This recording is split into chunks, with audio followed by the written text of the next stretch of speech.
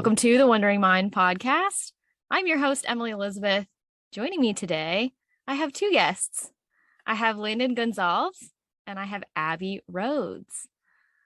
And I want to thank you all for joining me. This is going to be a super fun conversation. Well, I don't know about fun because we're talking about, It'll be impactful. And, at the end of the day, I found, even the hardest conversations, when you look back on them, you're like, man, I'm glad I had that conversation. Mm-hmm. Exactly. That's a good outlook to have for sure. For sure. So, let's dive in. I wanted to bring you both on today because when I initially met with you, Landon, we were speaking about your journey and I was like, wow, Abby, this is a very unique situation where she was extremely supportive when you were going through a lot. Yeah. This is something that I've wanted to kind of tackle, which is the dynamic between someone who is in a relationship struggling immensely and then having someone who is providing that support in a healthy way, because we often don't see that a lot. So I wanted to highlight, this is an example and let people know that there are people out there who have the capability of healing and assisting and helping and supporting their partners and vice versa, when someone's struggling. So yeah, thank you all for joining me. Of course, we're very happy to be here. Very happy. So I guess let's start with the podcast. Because that kind of, gets into all of the things that you've kind of been through. So let's talk about the fact that you're the host of the Soul Searching podcast. Yes, I am. And let's kind of talk about why you wanted to start this and what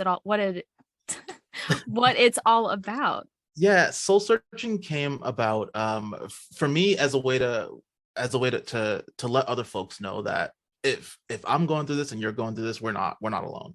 And I really wanted to have a platform for people to come on and say, hey, I don't really have anybody to talk to. And the stuff that I want to talk about, it makes me a little nervous, or I feel like people are going to judge me for it. And I wanted Soul Searching to really be that open platform where folks can kind of come on and have that open dialogue and have that conversation judgment free, whatever their opinion is, whether it's something that I agree with, something I don't agree with, something I've experienced, something I don't experience. I just wanted that platform to really be a space where people could come on and to just speak freely and judgment free, specifically about how they're dealing with life and their viewpoints on life. But as I've started to get a few episodes in, it's really started to be therapeutic for me. Some having a place where not only can I open up and have a forum for other folks to come on, but for me to be able to say, I'm going to be open and transparent with you also, because I want you to understand that I'm not just asking that of you.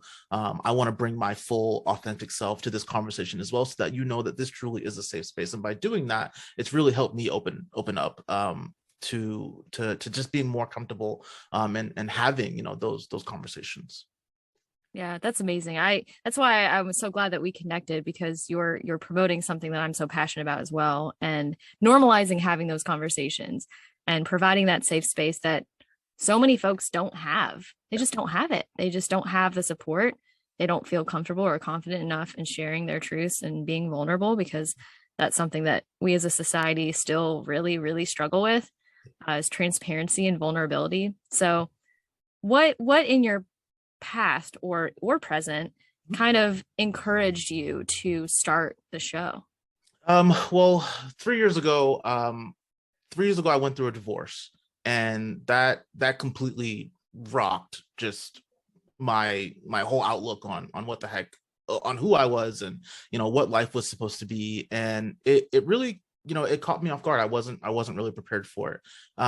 But stepping back from the initial trauma of that and looking at what I've been able to accomplish, and the folks that I've been able to meet as a result of a decision that I had no part of. It wasn't my decision, but it's still something that I have to live with. And I was lucky enough to I had already known Abby before my divorce. We were just getting to know each other. I was actually in the process of putting together a short film, and I cast Abby to be in the short film. And She reached out to me, and because she's, as you'll find out as we continue our conversation, one of the most empathetic people I've ever met in my whole entire life. But she Try to reached be. out to me, and she was like, "Hey, I don't know what you're going through, but I know that you may need someone, and if you just need someone to just hang out with, just let me know." And when we first started our relationship, we went and got pancakes like 2 a.m. Yeah. We went to the arcade, and like it Yeah. was very just platonic. And then over time we realized that there was something there, and like, hey, she's kind of cute. And it's that's just it's an experience that I've never had before. My previous relationship, it was the only relationship I've ever been in my whole life. I started that relationship when I was 13 years old. It ended when I was 31. So 19 years of only knowing one thing, and being thrust into adulthood in a position that I had never been in. I'd never dated before. I'm like, am I doing it right? I don't know. I don't know what dating is like, but she's laughing, I'm laughing, she's cool, I'm cool. So it felt right.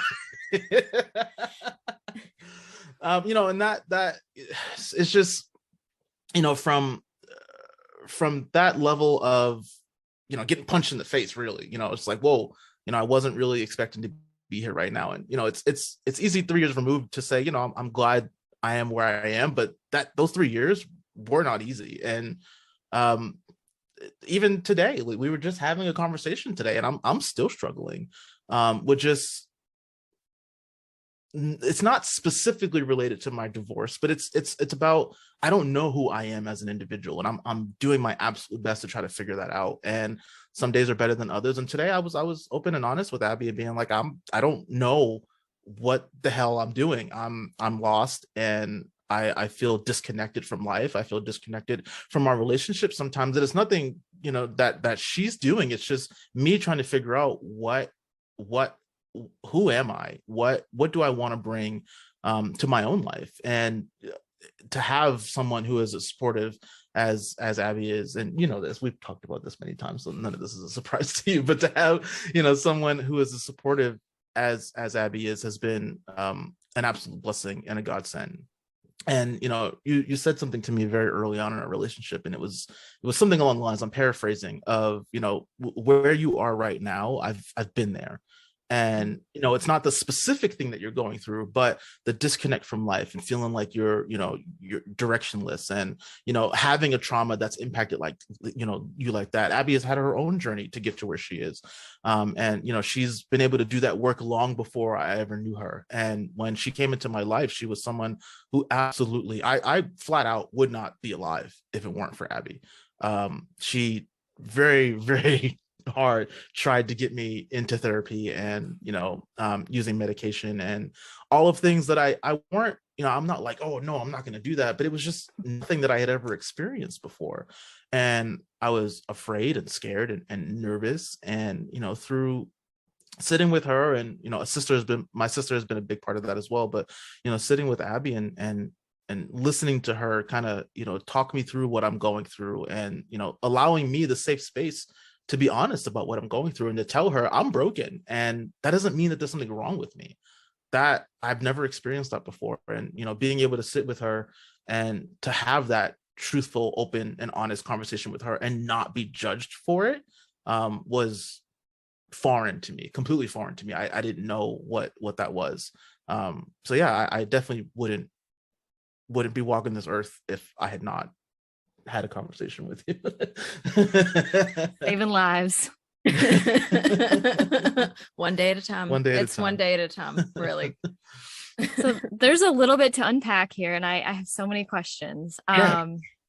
So Abby, let's get you in this conversation. I have a question for you. So when Landon was going through all of this trauma and was kind of walking through the trenches, typically I feel like people kind of shy away from like engaging with folks that are fresh out of a relationship, especially going through a divorce. A lot of women and or men are just like, whoa, that's too much. I can't handle that on top of like trying to maintain what I'm doing.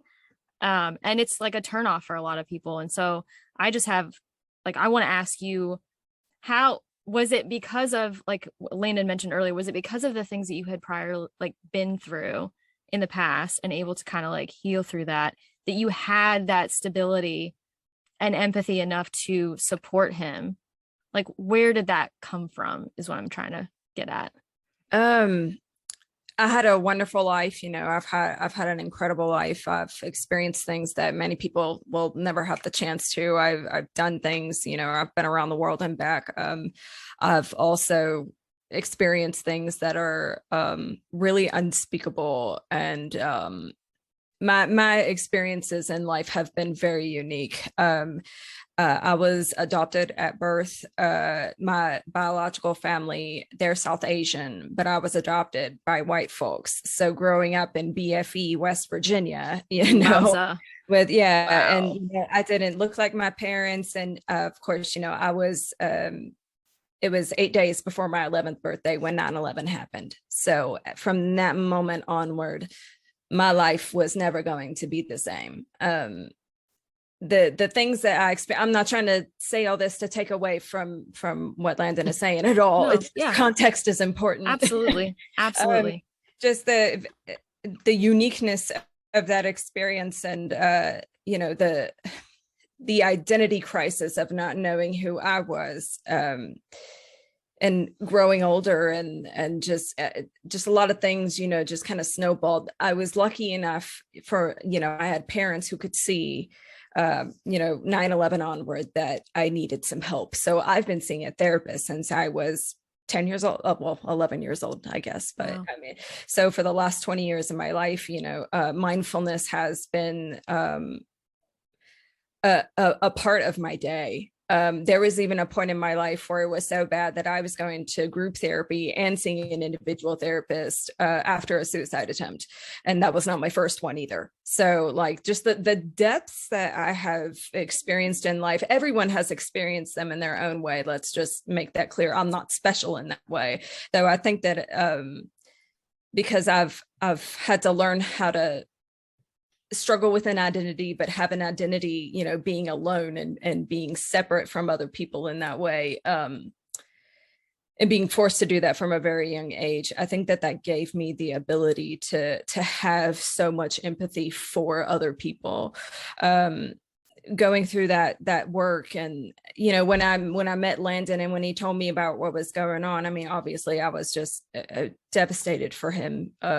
Of all the people that I know, he is literally the last person who I would ever want to experience grief like that.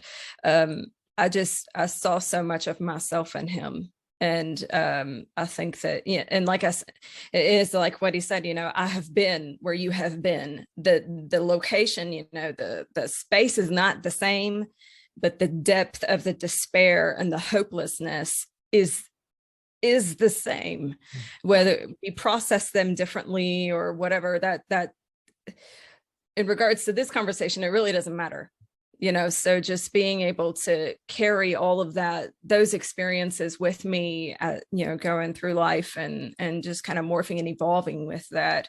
And meeting Landon, I just think it was, I really was in the right place at the right time. So hopefully that answers the question. Absolutely. It really proves the point of having conversations and allowing others to open up, like giving them that space to be like, hey, I see you. How are you doing? How are you feeling? Let's talk about that. Do you want to talk about this? I'm here for you. Mm-hmm. Building that connection and that support right off the bat as a friend. Mm-hmm. Just platonically, not expecting anything from it, just being there for someone who needed the support. And that's where it sounds like everything kind of blossomed. And it's amazing because I wish more people, and I guess that's what you and I, Landon, and you now, Abby, like you're telling your story now too, of normalizing, talking about the things that we're going through. Certainly. And building more supportive empathy towards other people.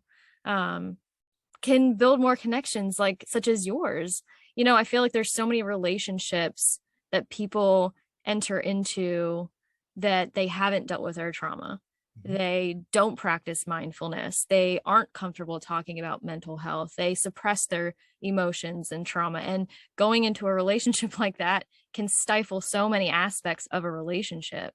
Mhm. So it just, again, it just proves the fact that communication is key, and just being there for someone can really blossom into something beautiful. And it also has to do, if I may, this has something Absolutely. also to do with his spirit, like that spirit of triumph, because he wanted it. He wants to get better. He wants to heal. He wants to grow past the situation in order to unfold and become, who he is supposed to be, like that, experiencing life, which we all have the right to. He wants that. And there are a lot of people, I think, who get wrapped up in the story more than they want to move forward. And that is not to say at all that nobody wants to suffer. Who wants Right. that? Like, nobody wants that. And some people are in a process of their healing journey where they are still piecing together the story. So like the ego plays an enormous part in that. And, eventually it gets to a point, where you can silence the ego, really be quiet with yourself and really take inventory, an actual factual inventory of what's going on. But until then, I've been through that. I've reinvented myself a million times. And it's, it gets quicker and easier well, maybe not easier, but it just, it goes quicker each time. And Landon, even though I think he was afraid to do that, he is still doing it. Mm-hmm. And he is fearless. Like, I mean, maybe you're not fearless about it, but you are still putting one foot in front of the other, regardless of your feelings. I used the metaphor during a conversation that we had today earlier, of, imagine you're bench pressing, and you want to knock out 10 bench presses, and like, it is in your heart of hearts, like, I want to get to 10, but you get to 8 and your body's like, I can't do anymore. Like, you want to get to 10, but your body is like, you are physically unable to push that bar up to even get to 8, let alone 9 and 10. You can't even get past 8. It's that desire to want to be better. I absolutely have that desire to want to be better. And every single day, I try to take one step forward, but there are times in which my body is like, bruh, it's not happening today. It's just, today is not that day. And you're doing absolutely nothing but laying in bed, scrolling on YouTube or watching Netflix, and you're not doing anything today. And those days are going to happen. And one of the biggest things that come up often in my own therapy sessions is just to be kinder to yourself. Everybody is their own worst critic, but I destroy myself, absolutely destroy myself. And it's this drive to have to be perfect and have to, and it's not about being better than anyone, but just about, I held myself to, I cannot make a single mistake or I will fail. And that's a very exhausting place to live in. And, I viewed my divorce as the biggest mistake, and it's not. It's absolutely not. It is a chapter of my life that has come to an end, but it's not the entire book. And it's taken me a long time to figure out that just because that part of my life is over doesn't mean my life is over. I have a lot more to life. I have many more people to meet in life who are amazing and are fantastic, and who will help me get to places that I would have never gotten to before. And then the one last thing on this particular topic is, you talked about, being open and, straightforward and fully transparent, especially with your partner or someone you're connecting with. And that's really where, the growth happens. If you're not having those hard conversations, then you're not really connecting. And, our relationship is not been easy, and, no relationship is perfect, but we have had our own fair share of hard conversations where I didn't think we were even going to get out of that conversation in one piece. But, here we are, and this is where I want to be. I hope this is where you want to be. Only on Sunday. Just kidding. But, I'm just, it's being committed to having that hard conversation, whether it's, hey, I'm I'm not able to get past one thing, or if it's, hey, you're doing X, Y, and Z, and that's really pushing this button, or whatever it is, being able to be open and honest about how you feel in a non-judgmental way, which is something that I've had to learn, something that Abby has helped teach me. It's like, again, I hold myself to a certain standard and I project that on other people, and it's first of all, I shouldn't do it to me, and second of all, I definitely shouldn't project that on other people. Everybody is living their own life, and everybody has their own struggles, and they're trying to just get through life. They don't need the pressure of someone else telling them that they're not perfect. Like, no, they don't need that. I'm really glad you brought that up, because I think people in general struggle with this every single day, myself included. I'm also a perfectionist. I don't choose to be. I just hold myself to a standard where I feel like I have to be keeping up with the Joneses, if you will. Like, everyone's accomplishing all of these things. Like, I have to keep going. And if I stop, if I take a break, it's a failure in some sense. I'm falling behind in some sense, but in reality, we need that rest. We need that regrouping. We need that mindfulness moment to be able to continue. So thank you for sharing that, because I think so many people resonate with that. And also playing that into a relationship and the dynamic between two people trying to navigate through their own hardships together. I think you're right. It's probably one of the hardest things to do in a relationship is communicate in a healthy way. Like, nobody really knows how the fuck to do that. Like, at all. Like, we can learn, and then we're like, okay, let's do this. It's like trial and error, and it's really fucking hard. And what's even harder is being with someone who is maybe comfortable speaking about their feelings and talking about what they're going through, and then having a partner who's not so comfortable, and like balancing that act. And then even having two people such as yourselves who are more so on the comfortable end of sharing and being more open and vulnerable. It's still hard because you still have to, it's like you have to navigate through without hurting someone's feelings, or you have to take the other person into account while trying to explain what you're going through too. But yeah, I think also when you were talking about earlier, like in the very beginning of this conversation, where you're struggling with your identity in a sense, like your purpose almost, like who are you aside from everyone else? I think a lot of people struggle with that in relationships because, again, myself included, when folks get into a relationship, they kind of let their identity slip. And I don't know if this is the same for you, but for me, in every relationship I've ever been in, I kind of take on whatever my partner is interested in, whatever they're doing, like their friend group. I kind of just morph into that. And that's what being single for 3 years has taught me, is to gain back my identity. But trying to do that in a relationship is obviously possible and very powerful, but it's hard because one person is like already kind of comfortable where they're at, and the other person's like, well, fuck. Like, okay, I feel like I'm starting over in a sense. It's tricky because it's like the balance is off a little bit, if you will. So how are you all kind of navigating through that? I mean, obviously you're very supportive, I'm sure, because you can relate to what he's going through, but it can't be easy. So is there just like conversations that you have, or like, how, I don't even know, like, how do you broach these subjects to each other? Do you want to start? It's just so funny because that is not a problem for us at all. Sometimes that can be a good thing, and sometimes that can be bad. there's one thing that, that I notice about us, and to add to her point, I think, let me back up. One thing that I definitely noticed, at least coming into this relationship, is like I said, I had been in a relationship since I was 13. All I know is a we. I don't know anything other than going through life with someone. And coming into this relationship, it was very clear to me that most people don't have that experience at my age. I equate to, the experiences that I have with someone who's been married for 20, 30 years, but they're in their 50s, they're in their 60s.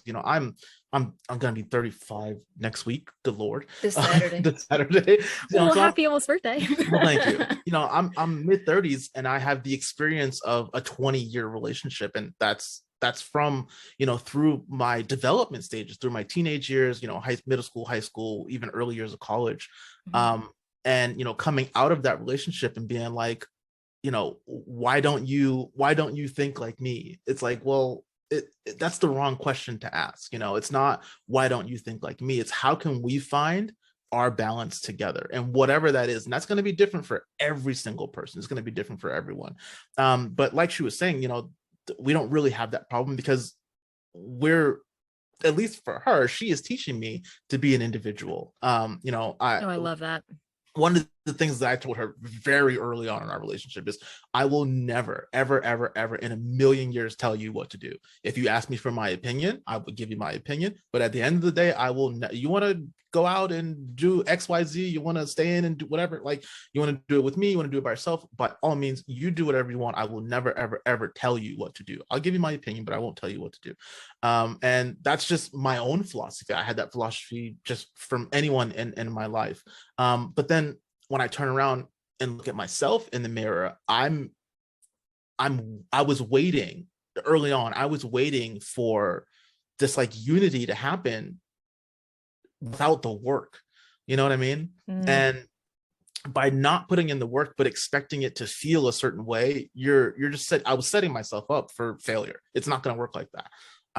And through our relationship, I think, following her lead and being like, I want to be with Abby and do this activity with Abby, but I don't need to be with Abby. And if Abby wants to, do whatever she wants to do, whatever that is, I can still go do the thing that I want to. It doesn't make the thing that I want to any less awesome. And if that's, I've gone to the movies by myself. I think you're at work or something like that. But like, I just was like, I want to go see this movie. Oh, you're tied up, you're at work. Well, okay, I'm just gonna go. And I went, and it was amazing. And then I think we went and saw it again later, just because I wanted to take her to see it. But like, having that's not something that I would have ever done before, and I've taken myself out to just grab lunch, just me and my iPad, and I'm just writing and eating lunch, and it's just me. And it's not like, oh, I don't want to be with Abby. It's like, I would love for Abby to be here, but if she's busy and she's doing other things, that shouldn't stop me from doing what it is that I want to do. I am so glad you shared this, because I think that is something that so many couples struggle with. Individuals too, just in general, feeling like they have to be with someone in order to do certain things. But especially in a relationship, is because you kind of almost carry like a guilt in a sense. Like, if I'm going to go do this for myself, but I'm not including my partner, how are they going to feel about that? So it's really trying to change the culture and the dynamic of how a relationship should be, how a healthy relationship should be. And that is gaining your own independence within a relationship, because it's like two people are coming together to unify and build a life together, but they're not coming together to become one person entirely. Like, you're still going to have your own identity, and so is the other person. And I think a lot of relationships become so codependent that that's what happens, is you lose your identity, and that's not beneficial for anyone. Because if someone's unhappy with where they're at, and it starts to decline, then the partner's not going to be happy either. So yeah, I love that you all are practicing and working on doing like stuff alone. And I think it's all about communicating too. I think if you're like, hey, you want to do this tonight, you're going to do whatever you're going to do. I really feel like doing this. I'm just going to go do this, and then we'll come back later. It's just I feel like it's a sign of really healthy respect. Yeah. And boundaries, because if you're single, you're going to do stuff alone. Like, you're not going to have to be around your friends all the time, and I think it's a healthy thing that people need to realize, like, doing stuff for yourself, by yourself sometimes, or without your partner. Because if you're with your partner 24/7, like, some people might not get sick of their partner, but some people more than likely, Yeah. It's a lot, It's a lot. You need your me time. You need like your space. And I love that, hearing that you all are in like navigating through that, because I feel like so many couples don't have the trust or the communication skills to navigate through something like that. Yeah, I think sorry, for me it was just like are we in a situation in which I want to be with you, you want to be with me, we want to be together, we in whatever our experiences is in life, we want to go through those experiences together. But if there are things that one of us wants to do that the other doesn't, it doesn't mean that we don't do that thing. Like at the end of the day, I want to be with you. I want to experience whatever tomorrow is. I want to experience that with you. But if tonight at I don't know 7:30, I want to go for a drive, and you're just like, hey, I don't want to go for a drive, I'm just gonna kick it, then okay, cool, I'll see you in an hour when I get back. I'm just gonna hop in the car, put some music on, and I'm just gonna go for a drive. And there's absolutely nothing wrong with it. There's nothing wrong with that. Yeah. Abby, or both of you really, I guess, how were you able to build that trust, whether it be within this relationship or just in general? Building trust, that's a big word for Elmo. That's a sorry.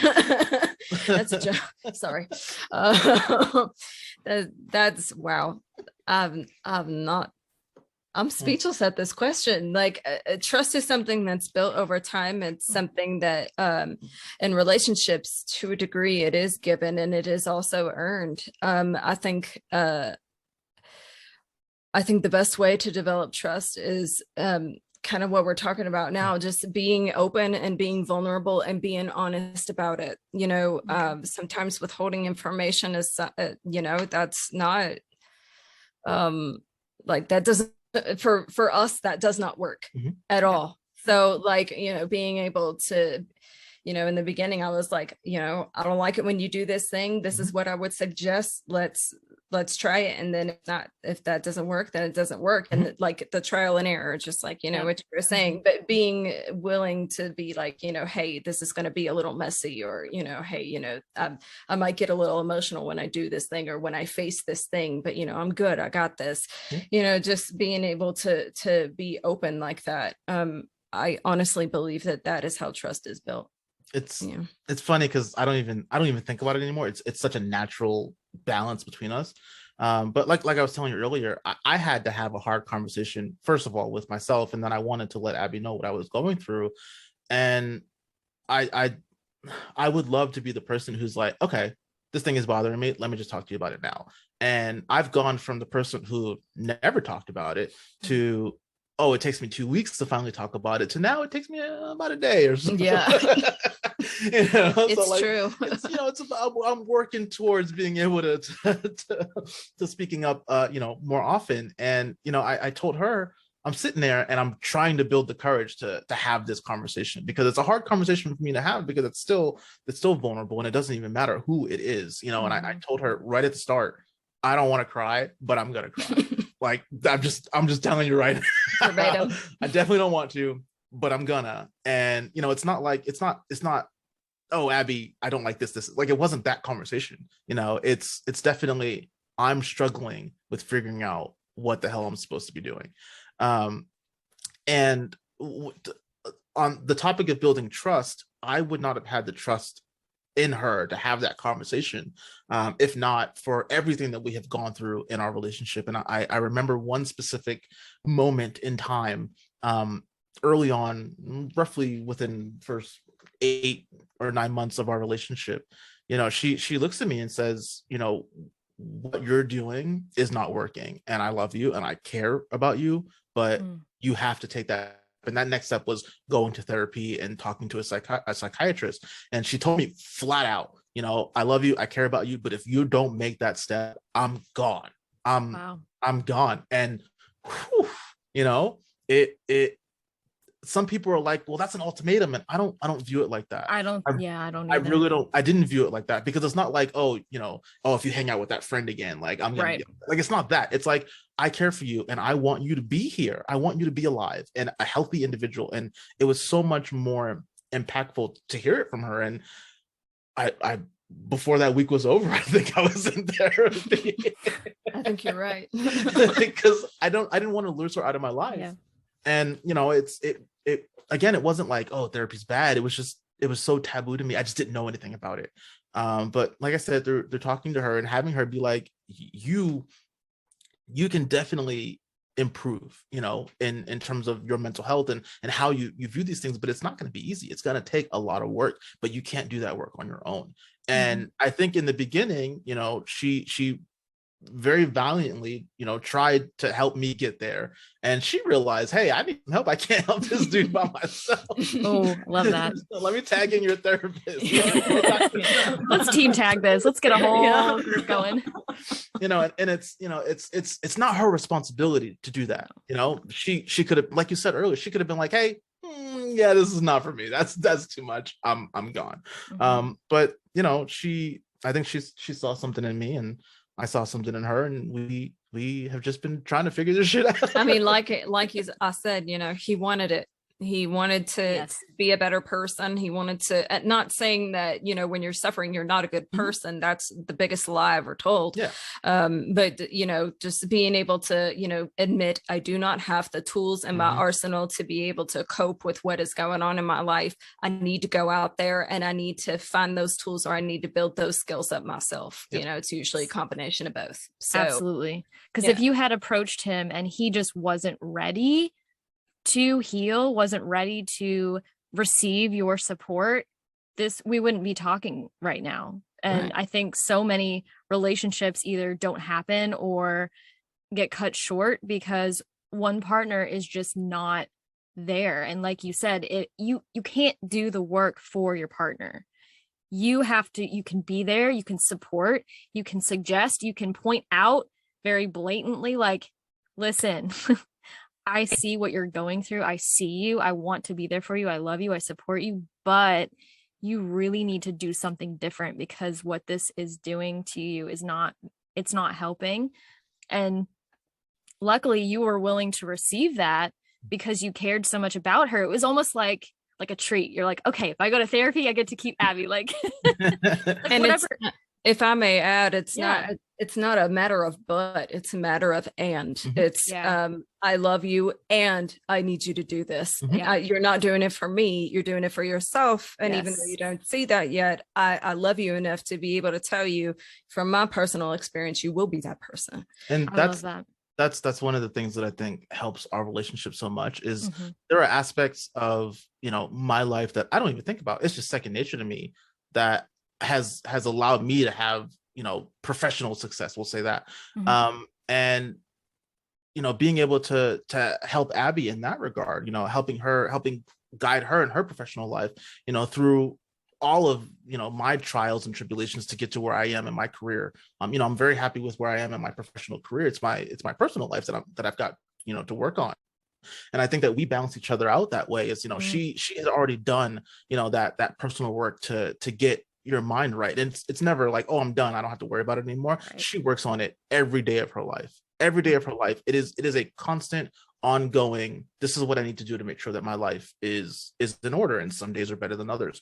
And having her kind of give me, at least showing me the door on how to access those tools, and then in turn me being able to help her get to where she wants to go professionally and how she views things like that. It's just been such an interesting dynamic, I think, between the two of us on some of the stuff that I do that I don't even think about, and some of the stuff that she does that she doesn't even think about, and how we're able to help each other and just bring each other both up. Emotionally and within your career. It's like a good balance. And I'm glad you added in that it's not a but, it's an and, because I think one of the things that I wanted to touch on, and I think that you all do a really good job of working on, is like how you communicate, like being intentional with the way that you say things. Because when you just said that, it was like a light bulb, like, absolutely. That is something that so many people don't know how to do. They get so fired up, they get so into their emotions, or they don't know how to say enough of what they're feeling. So it gets lost in translation, or it can go a different route. And I think what you just said makes it known that something so important is to be intentional with how you say things to your partner, not making it about you, making it clear that, like, again, that's how it ended up not seeming like an ultimatum, because it wasn't, because you literally just wanted to word it in such a way that he knew that there was another way, and maybe this would motivate him enough to do so. And I think a lot of people have that intention, have that good intention, but maybe they just don't know how to word it or verbalize it to their partner. And that's where it can get really, really tricky. Growing up, it's not all I heard, but most of what I heard was, I love you, but, or like, I like this, what you're doing, but like, you do this good thing, but it almost reinforces this belief that you are not fully lovable as you are. I do not like that. I try to treat other people the way that I want to be treated. And I just want him to understand, like, it's not that like, I do not love you whenever you're going through these seasons of your life. That's not true at all. A lot of people in relationships, I think that many people do not make it, that, the couples don't make it because they get lost in the but. And so I want to take the but off of the table, just to, make it known that, I love you. I love all of you, even the ugly parts of you, because I sure as shit got it myself. So, and it's not that you are an ugly person. It's just, I love you despite the ugliness that you are facing in your life and how it is manifesting currently in your life. You're, like I said, you're building those tools in your arsenal so that, you can take those into your life, and that alone, like, what is not to love about that? So I told her very early on when I've never met anybody who chooses their words as carefully as she does. She is very intentional about what she says. And it's not always, it doesn't always come out as cleanly as I know that she wants it to. That's right. But we're all human. There are times when I listen to her and I'm like, you chose that specific word. And like, then I get lost in why did you choose that word? Like, there's like 10 other words that you could have chosen, but it was that word. And it's fascinating. It's fascinating to me because words matter, words matter, and how we approach a conversation. Like I said, our relationship wouldn't, if she had approached that conversation, in a, boy, you better get your shit together, I'm gone, like that, I would have shut my doors down, like, fuck you, who are you, you know what I mean? Like, but it wasn't like that. It didn't come from a you have to do this, you have to do that. It's, I care for you so deeply and I want you to succeed, and I will do anything I can to help you get there, but you have to take that step. I can't force you, to take that step. And she approached it like that, and it spoke to me, and I'm very thankful that it spoke to me. Yeah, I'm so glad that you all were willing to like talk about all of this, because I think, again, there are just so many people that they don't have the self-awareness, and they go ahead and they get into these relationships, and then it gets really, really, really messy, and it can turn abusive. It can turn very toxic. And it can be very, very lonely, and some people get trapped in those cycles, those vicious cycles of feeling like they're stuck in this relationship. That's something that I experienced, where I didn't have a partner who was willing to have open conversations. It would always turn into an argument whenever I tried to be vulnerable. And when I was super, super depressed, it was shunned. It was like looked at like, if you don't fucking get out of your bed and like do something, like, what are you doing? Like, there was no willing to understand. There was no empathy there. I'm sorry. That sounds awful. Yeah, thank you.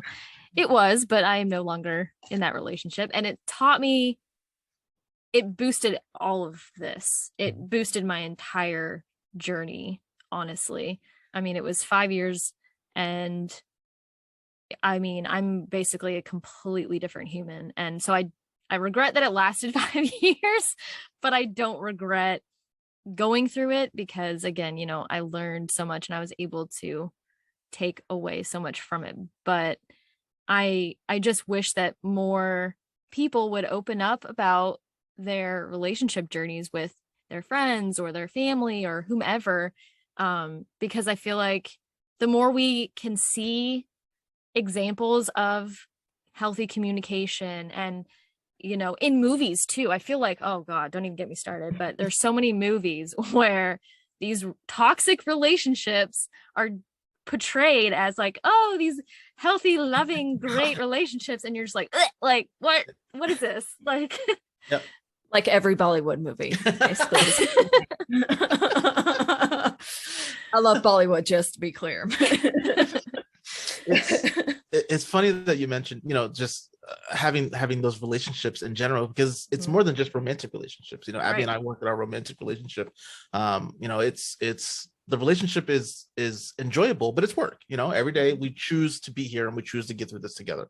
But like my friends group, I have a very small friends group. So there's 4 of us who are like my immediate friends group. And I'm originally from Boston, so we live in Texas now, and they're 1,500 miles away, but I try to stay connected with them as much as possible. And one of the things that I talked about with my therapist going through therapy is not, it's not just, your romantic relationship, it's all of your relationships. How can you strengthen all of your relationships? It's allowing both parties to have that safe space. And 5 years ago, we're a bunch of 30-year-old dudes, we talk like 30-year-old dudes.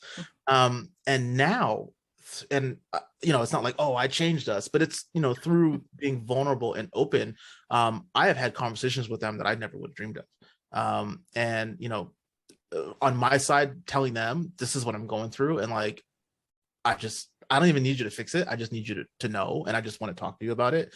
And to have some of them, I got a few calls where I'm like, I was not expecting to have this call today.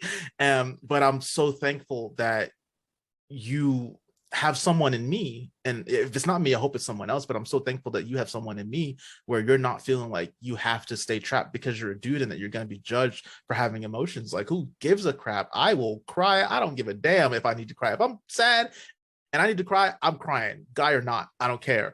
And if I need to be vulnerable and open and super transparent with those folks around me, whether it's Abby, whether it's my friends, I do my absolute best to do that, because how else are you able to strengthen that relationship? And my bond with my friends has definitely grown since we've made that transition to being more honest. And it's led to some arguments, because like, well, I didn't know you felt that way. But it's still, we're 5 years later, we're all still friends. So it's interesting to see the difference that being open and vulnerable and just transparent with the people around you, not only for your sake but for their sake, to let them know that, hey, I'm doing this, it's okay for you to do the same for me. If you need me, if you need to tell me something, it's cool, we'll figure it out. I love you, you're my best friend, and I hope you love me, I'm your best friend, and whatever it is, we'll figure it out. The amount of people who have reached out to him after making this podcast, it's unbelievable. I can't even count on my fingers how many people like, it doesn't sound like a lot, but even one is a lot, Yeah. So I'm so proud of him, and I have to take a minute. I'm just so proud of you and what you're doing. No more tears. Safe space. Yeah, right.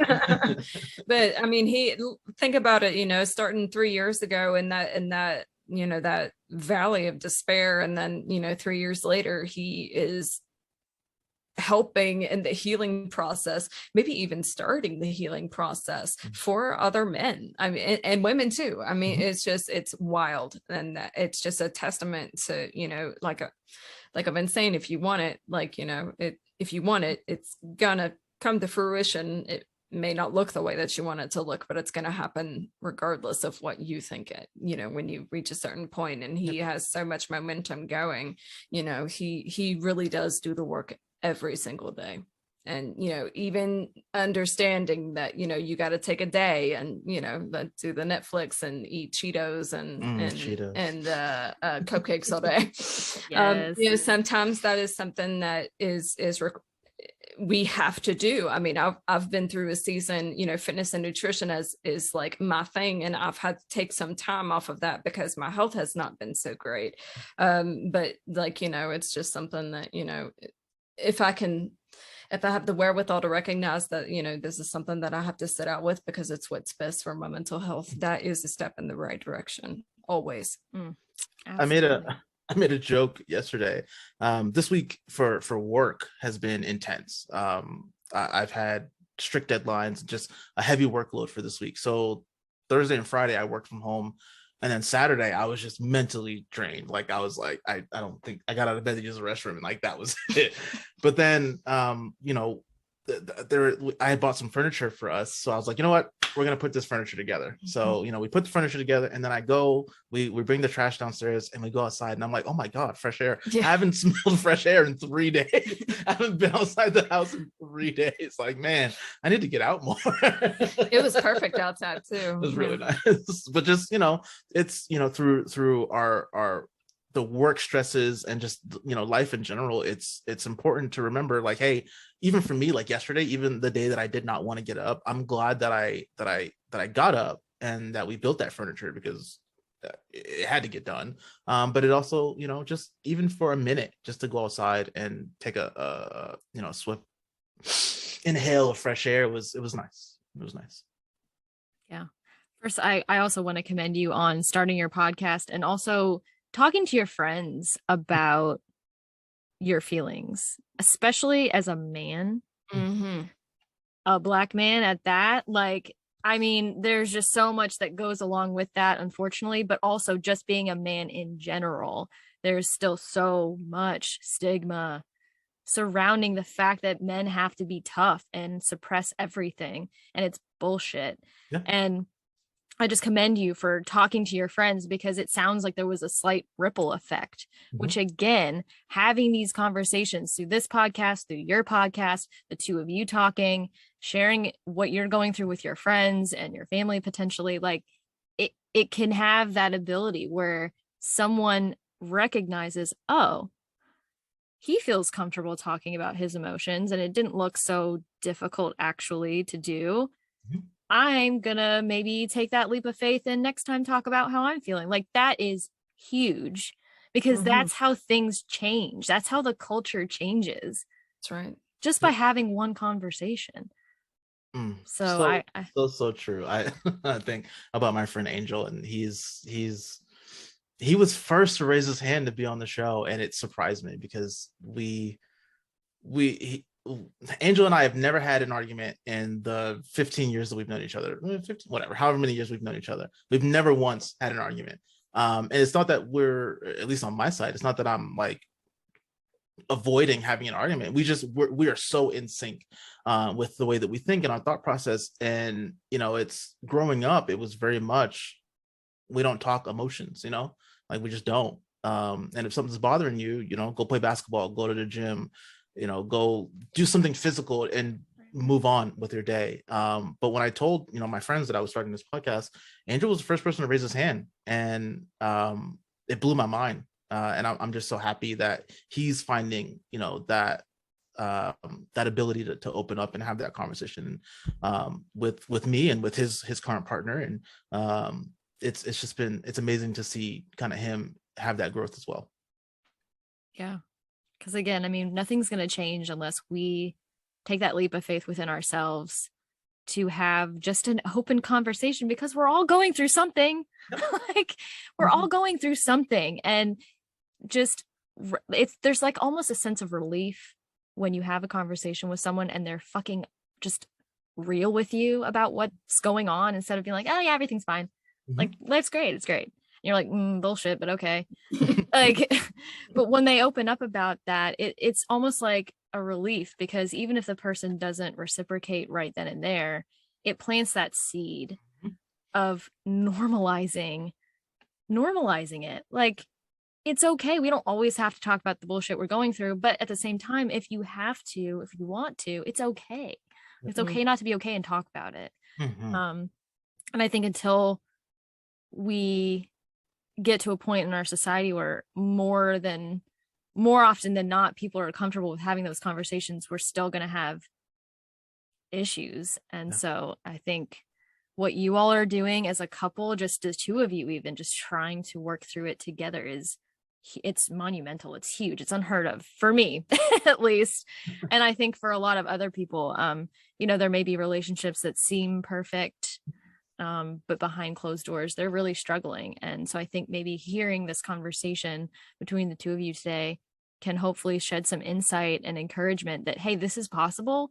You both just have to want it for each other and for yourselves individually.